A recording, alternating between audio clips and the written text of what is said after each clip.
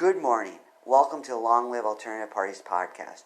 Free Press Media Press Inc., an alternative parties books publisher, sponsors this podcast. I'm Andrew Bouchard. Welcome to Long Live Alternative Parties podcast. Today, Alternative Parties fans, we have another exciting guest on our podcast like we always do. His name is Joe McHugh, and he is with the Libertarian Party, and he is running for Attorney General. So welcome to the podcast, Joe.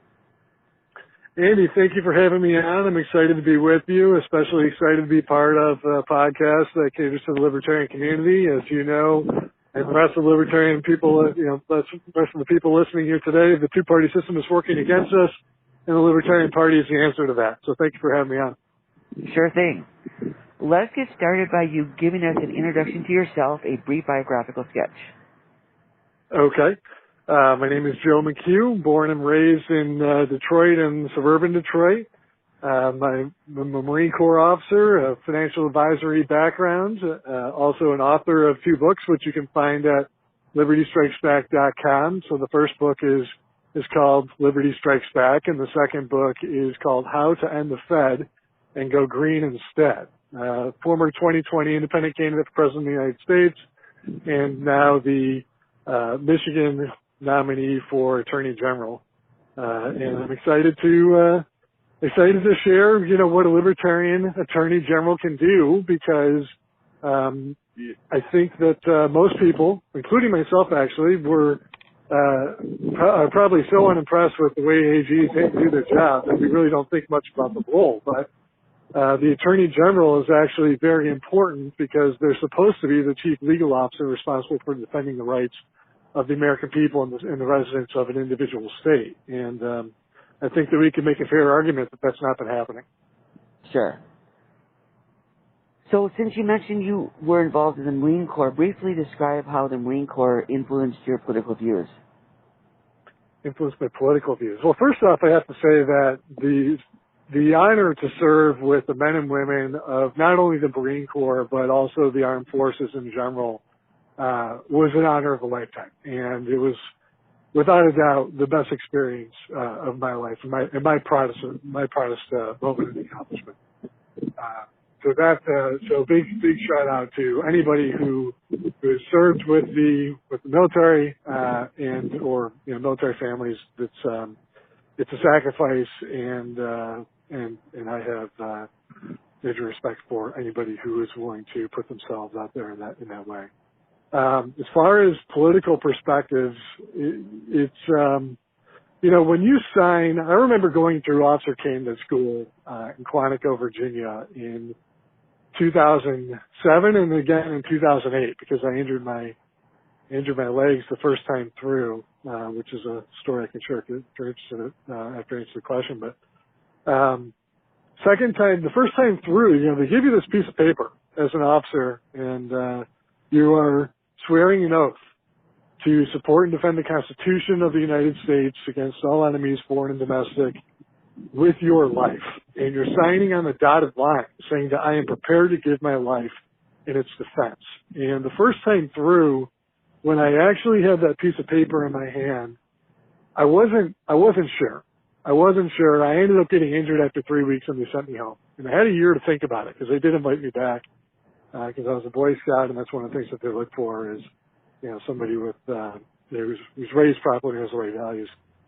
And so when I went back down there, and the second time, actually it was the year between going back down, I had an injury to my legs, and I really reflected on whether or not this was something that I wanted to do, and I ultimately decided that my calling is in public service, and the first step is to serve the public. In the Marine Corps, the military in general, but especially the Marine Corps, is the best leadership development training program that the United States of America has to offer. And so I decided that I was going to do it, or I was not going to have a shot at fulfilling what I believed was my personal calling. But once you sign the dotted line to defend these values, defend liberty and justice for all with your life, it really has an effect. It's a transformative effect on an individual. And for me, when you swear an oath, especially when you promise to put your life behind it. It means something. And as a result, and ever since then, I've been carrying a Constitution in my pocket for a number of years at this point. Wow. And when I see things like, you know, the attorney generals and the governors and even the presidents, you know, sending our troops off to war, you know, for reasons that are not true, or shutting down economies and forcing people to do things against our will, that's what compels me to get involved and to defend the rights of our people. Because if it's not for us, then it's for our kids, and our kids shouldn't have to live in tyranny either. Sure. So it sounds like the consistent theme is when you served in the military, you were defending the Constitution. Now in the Libertarian Party, you're also defending the Constitution.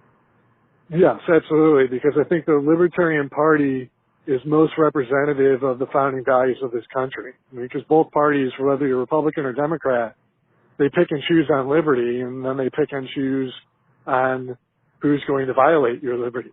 And so you're kind of in a damned if you do, damned if you don't type of situation.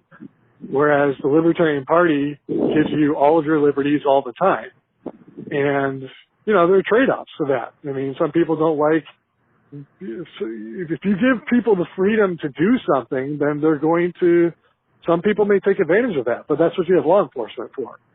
Sure. And so the Libertarian Party, it's interestingly, I didn't discover it until a few years ago. Really? But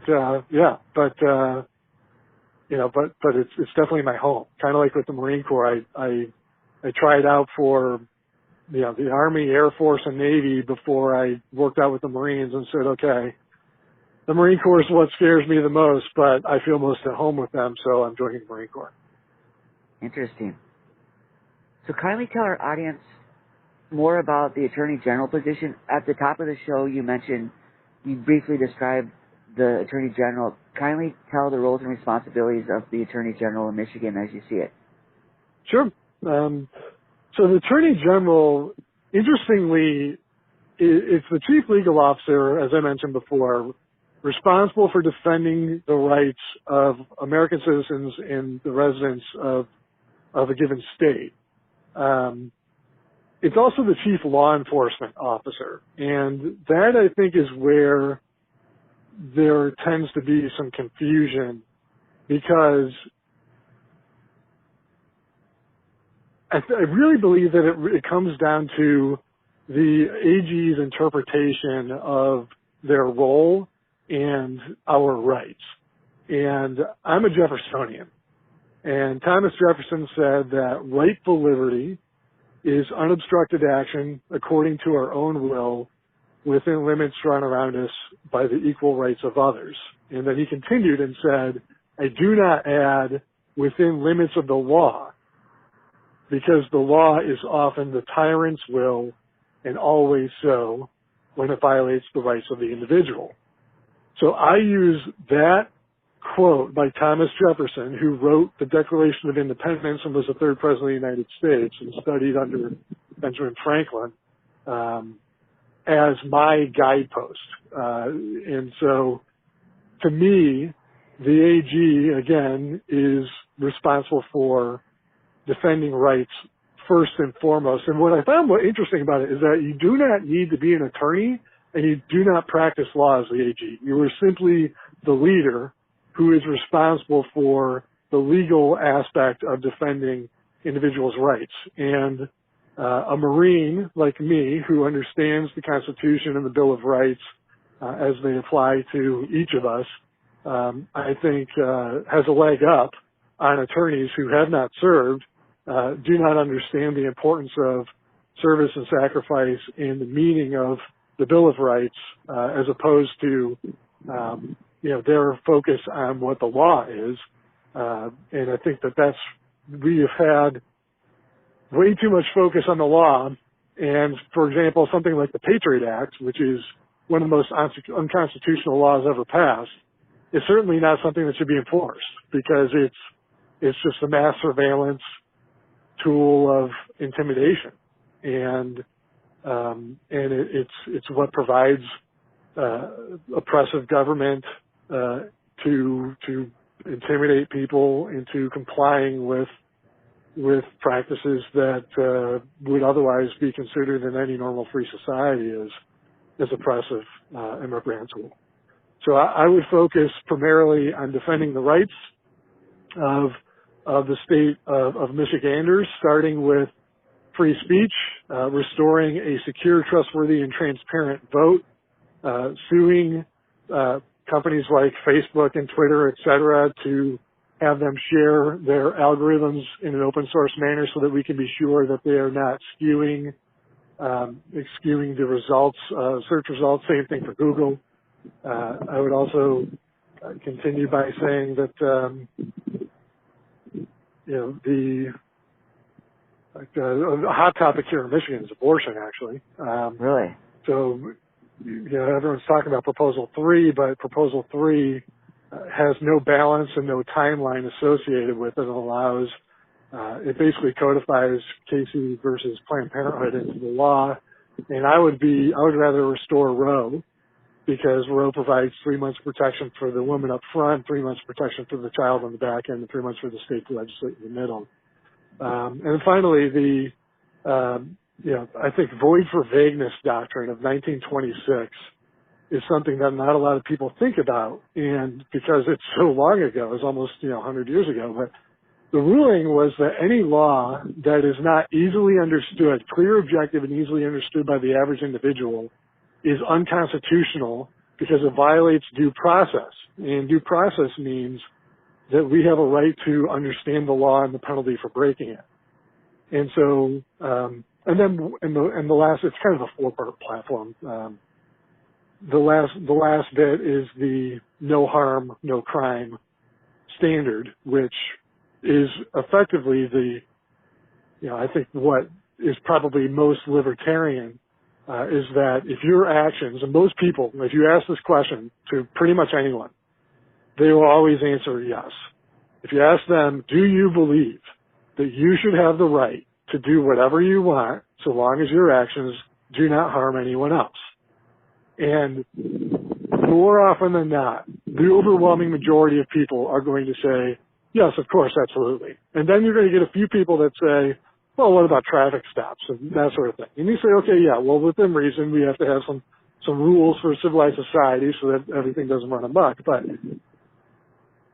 if you have a no crime or no harm, no crime standard, then that means that you have all the people that are in prison right now at the federal, state, and local level for violations related to guns, drugs, and sex are not supposed to be in prison. Guns, drugs, and sex between consenting adults are not supposed to be in prison. The president wants to pardon 6,500 people for possessing marijuana, but that's not going far enough. We need to full legalize all marijuana, not just marijuana, but I'd say all substances, because again, if your actions are not harming anyone else, then you have a right to ingest whatever you want. If you want to get a piercing, you have a right to get a piercing, right? And if you want to possess a weapon, you have a right to do so. So people that have felony possession charges against them, I would sue for immediate release and immediate expungement of their records. And I would also sue to provide back pay to anyone who's behind bars that fits that no harm, no crime standard, because under the current rules, you're going to spend 7 years waiting for your felony to be expunged, and that's if you're lucky enough to figure out how to do it. And that's not even a guarantee. And if you have a felony, you can't get a job. So the chances are that you're going to go right back to prison.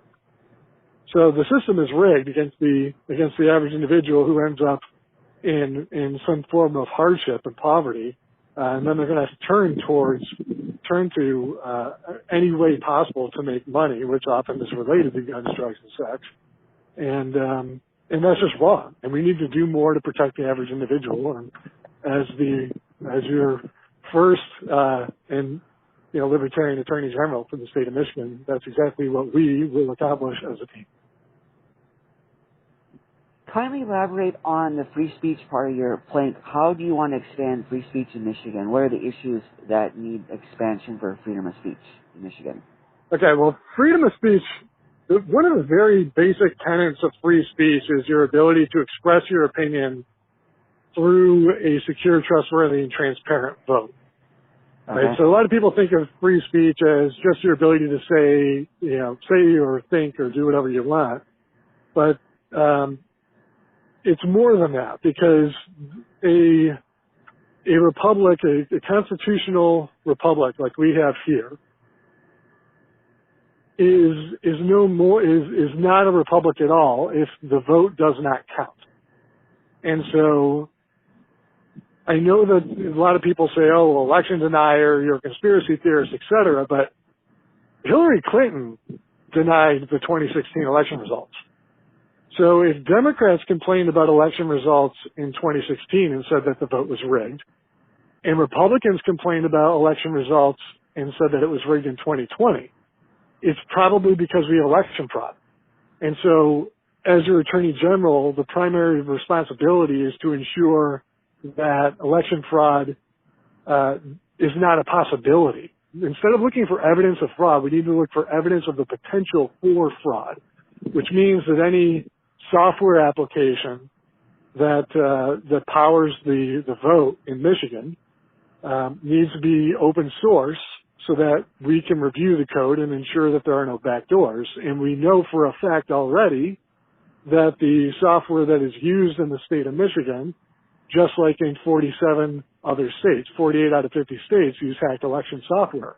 There were 2 hackathons in which college students were able to hack the vote in 2 minutes or less, which is less than the amount of time that it takes to actually vote. And that might give you a hint as to the reason why the campaign was. There have been previous campaigns called Hack the Vote. So I think that that's the first thing is protecting the vote, and we sue at the federal, state, and local level to do that. And suing is step number 1, because the state of Texas sued Pennsylvania and took it all the way up to the Supreme Court on the premise that Pennsylvania cheated, which effectively they did. Their state constitution regulates election law, and the state legislature and governor passed a law, and that law is unconstitutional because the Constitution requires an amendment to the Constitution to change election law. So all the mail-in ballots, whether or not they were the will of the people in Pennsylvania, I have nothing against mail-in ballots, but if you're going to mail in a ballot, then you need to amend the Constitution in the state of Pennsylvania because the state Constitution regulates their election laws. So Texas took that all the way up to the Supreme Court and said, hey, the state of Pennsylvania isn't following their own rules, and we think it's important that they follow the rules. And the Supreme Court said that, no, Texas, you don't have standing in how other states run their elections. And it wasn't just Pennsylvania. Michigan, Wisconsin, there's one other state, too. There are at least four states. And so the Supreme Court said, no, you don't have standing. And to me, that's just mind-blowing. It didn't get a lot of press because who reads Supreme Court opinions? But what they said effectively was that what happens in other states and the votes cast in other states does not affect you in your state. But we know that that's not true because look at the inflation. And the inflation is a direct result of the COVID spending from both President Trump and President Biden, $6 trillion. We've had about 40, 50% inflation in just the last couple of years since COVID. And that is a result of a federal bill twice passed that were passed and voted on by Congress people and senators who were representing their states and were elected by state level voters. So we know for a fact that state votes affect federal policy. So the Supreme Court ruling was just blatantly wrong. And so I think it's important that we not only sue and reinitiate that case and join the suit with Texas, but to explain to the public and make it a public relations campaign to explain exactly what happened, why it's important, and why they should care. Because if we do not have a secure, trustworthy, and transparent vote, then we don't have any freedom because then they could just do whatever they want. And that might explain why the two-party system seems to be completely and totally unaccountable to the people and has been for as long as I've been alive, and I'm 44 years old. So that, and the answer, by the way, if you're interested in, well, what's the solution?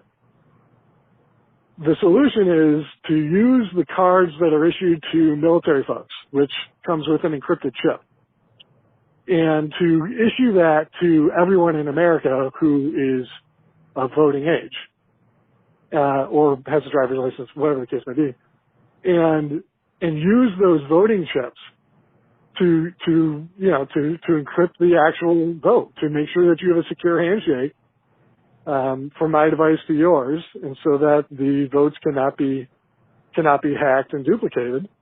And that is what countries like Estonia and other countries around the world are doing. And one of the benefits from doing that, for example, Estonia reduced government spending by like 90% or something outrageous.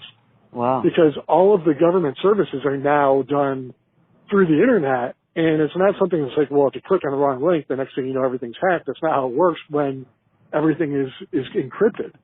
But the U.S. government doesn't want encryption in the hands of the average people because the U.S. government, especially the NSA, is spying on everybody, and they think that encryption in the hands of the average person is dangerous. And I disagree. I disagree with that premise.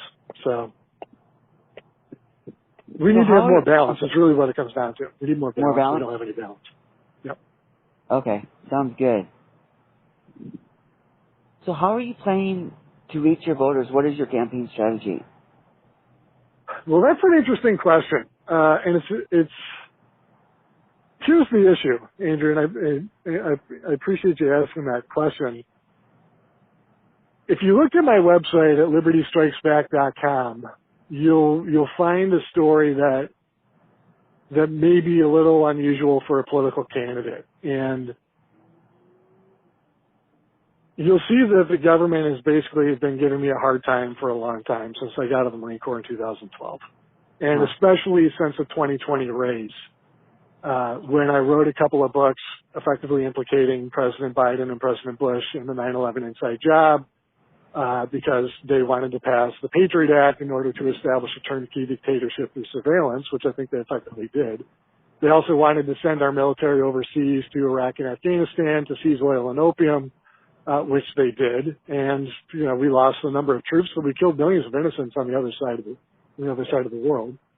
I also wrote a couple of articles about Bitcoin being used so that they can have spending stops, and we already know that they attempted to use COVID so that to have a movement stop. And once you have Bitcoin in place, then you don't need to have movement stops because you can just turn off people's ability to spend. You can't really drive anywhere at that point. So they're using a combination of COVID and Bitcoin and the Patriot Act to effectively steal our rights. And as a result of me writing those things, those articles in the two books, and then running for president in 2020, the government has really kind of cracked down on me. And I'm having a hard time banking, and from just kind of I'm an entrepreneur, and I'm having a hard time even just running my business and establishing myself back online. So I've effectively been hacked out of business. And the campaign does not have a fundraising account because the IRS refuses to issue me a tax identification number. Huh. So I have no ability to accept state level contributions for this campaign. But if you make a donation or make a purchase through libertystrikesback.com, that goes to the Joe McHugh for President campaign from 2020. So so that's still online, but yeah, the government has really made things interesting, and it's been a challenge. So the strategy is to just share as much as I can about what I've learned through my experience with the government on podcasts like these, and hope that somebody listens to it, shares it, and maybe we get more interviews. I could really use help with a team. It's challenging. I don't have a lot of resources at my expense right now.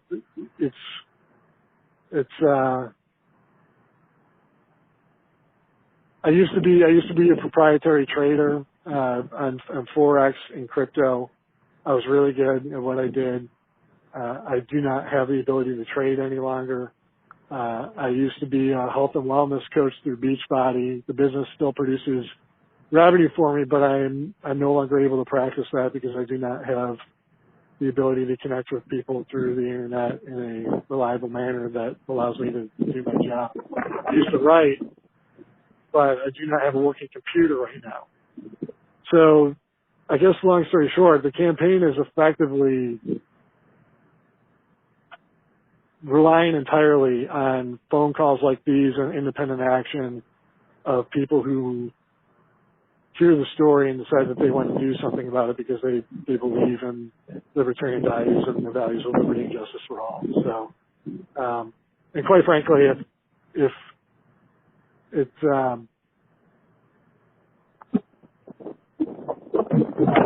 don't really know how much longer I can keep this sort of thing up, because,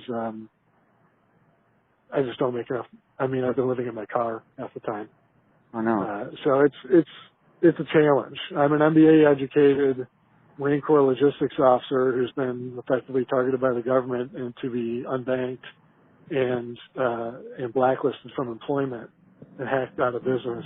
And because of the Patriot Act and because of the surveillance that and the threat of violence and intimidation, whether through economic isolation or physical violence or cyberbullying, to anybody who associates with somebody who is on a list, it's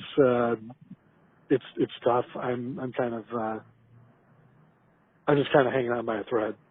So I'm just hoping that part of the strategy here is to share my story so that maybe somebody will hear about what's going on and say, hey, this guy is not alone. This is happening to other people.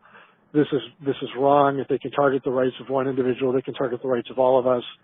And we need to do something about it. So that's the game plan. It's not about me. It's about all of us. It's about our rights. And, and like I said before, if you grew up in urban Detroit in the 80s and 90s, the crack epidemic running rampant, I had the luxury of watching it on TV as a suburban white kid in middle class.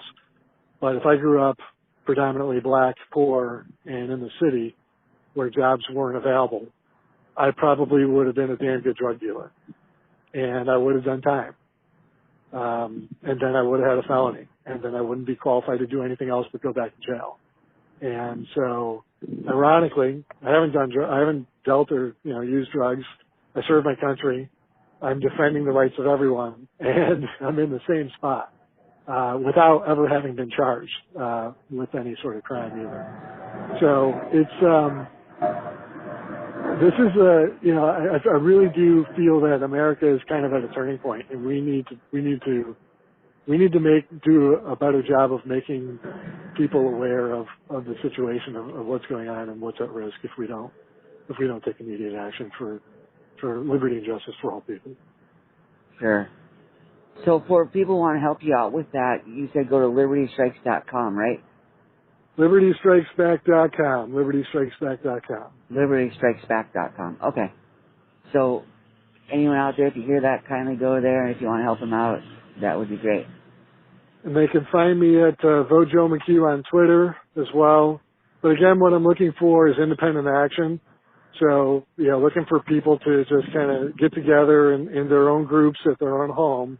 And then if they like what they see, then organize a Zoom call or a phone call like we're doing here, and either make introductions or even just go out and knock on doors for people in their neighborhood to let them know that there's somebody who is defending the rights of the American people and every Michigander with his life because he is a sworn Marine Corps officer. And so independent action, trust in our friends, family, and neighbors to do the right thing. And I'm hoping that we can come together as a community again for common benefit as opposed to being millions of people living in competition like the song says. So. Sure. Joe, Andy, thank you so much for having me on. I really appreciate the opportunity to share my story. And I hope that there's some people out there that that hear it and say, interesting story, but he's right about our rights, and he's right that we need to do something about it. Yes. At the state level, at the federal level, we need to end the Fed and replace it with a credit union that's fully transparent and citizen-owned. At the state level and all levels of government, the law needs to be clear, objective, and easily understood, and we should be fighting for our free speech and every right in the Bill of Rights, and restoring our liberty with that no harm, no crime standard. So thanks again for having me on. LibertyStrikesBack.com. All right. Thank you for coming. All the best, and we wish you well in everything you do. Excellent. Thank you. And can you please be kind enough to send me a link on email? I'd love to be able to listen to the call. All right. That sounds like a plan. Thank you very much. Bye now.